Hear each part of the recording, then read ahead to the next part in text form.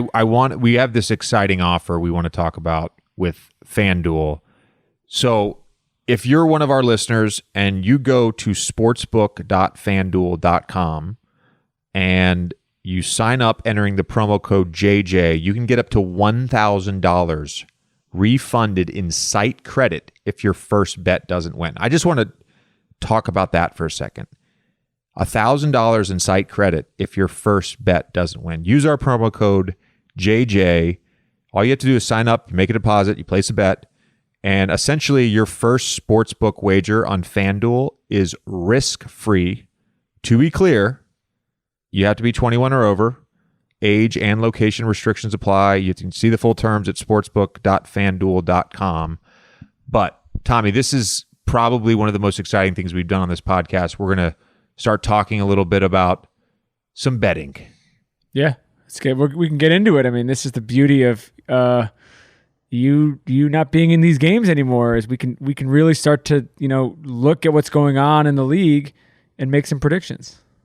Yeah, and we're going to talk about a few games in a second. I do want to point out on FanDuel, there's a ton of different types of bets you can make. You can do spreads, money line, over under. Player props, more than that. Fast withdrawals. Yeah. FanDuel would pay your winnings in as little as 24 hours. There's 3 games I want to talk about. We got Boston, Charlotte on Monday, Philly, New York on Tuesday, which I may be at that game, and Miami, Brooklyn on Wednesday, which I know you're going to. I may also be at that game as well. Boston, Charlotte. Charlotte's one of the most intriguing teams in the league to me. Yeah, well, so LaMelo right now, LaMelo was obviously awesome last year. When you look at his vision, when you look at how he sees the floor for a guy his age, is there a comp that you see? Because some of these passes that he makes are absolutely insane. The comp. It's a little bit like J. Will, White Chocolate, who I played with in Orlando. LaMelo is probably at this point we can comfortably say is going to be a much sort of more prolific, and he's going to win more accolades than Jay Will. But Jay Will is a great NBA player. But that's sort of what I see: the daring, the risk reward value proposition that he takes literally on a play-by-play basis is something to behold. The confidence and the courage to make those plays, it's awesome. It's fun to watch. He's one of my favorite players to watch right now in the NBA. It's interesting. So Kelly Oubre, who I think we should have on the show at some point, he's played great for them so far.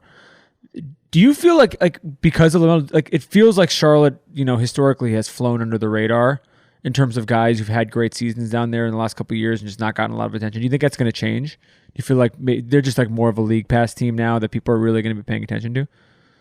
I definitely think so. LaMelo gives them a level of publicity that they haven't had before, and they've had some great players for that franchise since originally the Bobcats and now renamed as the Hornets. But he's the driving force for any attention they get.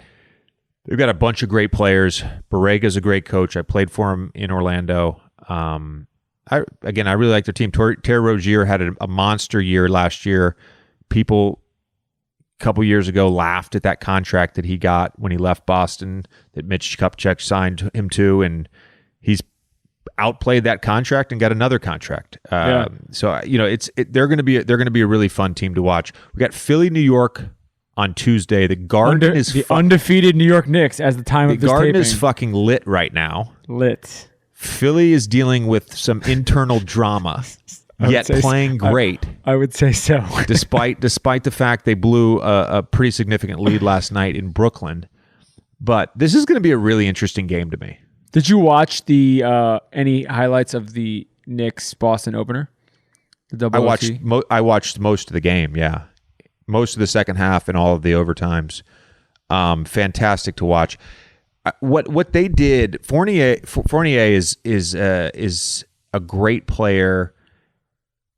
He's a shooter. He's a playmaker. It's a different dimension than they had last year. you could make the argument they overachieved a little bit last year getting the 4 seed. If they get the 4 seed this year, it would be because everybody else is healthy and they played really well. They're much more talented than they are last year. And then we got Miami-Brooklyn Wednesday. This game is going to be lit. I think we can all agree Miami's offseason moves plus Tyler Hero seemingly making a huge jump this year is going to be interesting in the race for the top seed in the East. I think Miami could potentially win the East, and so do I. You know, three weeks ago, I wouldn't have said that. They look great. They just fit. That team fits. It's a bunch of. I mean, we've had a bunch of the guys on the team on the show. Obviously, we work with Duncan, but even like the new additions, Kyle, Morris, they got a PJ. They got a bunch of mean motherfuckers who know how to play and know how to win and have seen every situation you could possibly have seen, and they know how to sort of like get in where they fit in. And it just seems like all these other teams, whether they have this, the high profile drama or just a lot of new moving parts, are figuring things out. It doesn't seem like Miami's figuring everything out. It's sort of like if this team stays healthy, you don't want to see them in a playoff series because these guys have all been there before. Yeah, so they win a champ. They not win a championship. They finish second, get to the finals. They win the East in the bubble. Have a little bit of a down year. Some due to injury, some due to the quick turnaround, some due to COVID. They go out and they sign 3 NBA champions in Morris, PJ, and Kyle. And Tyler Hero apparently gets jacked over the offseason. Guy's posting shirtless photos all over the place on his Instagram account. He used to have just the skinniest frame, and all of a sudden you brought this up now like at least 3 times on the pod. And so next time he comes on, I expect we're going to talk to him about it. I think it should be the first question. I want to know his training program. I really do. Anyways, Miami to me, as you said, if I'm in the East, I do not want to play against them in a playoff series. I'm really looking forward to both those games in New York. I'm hoping to be at both of those games. It's going to be fantastic atmospheres, super fun. And again, if you want to place some bets on those games, go to sportsbook.fanduel.com.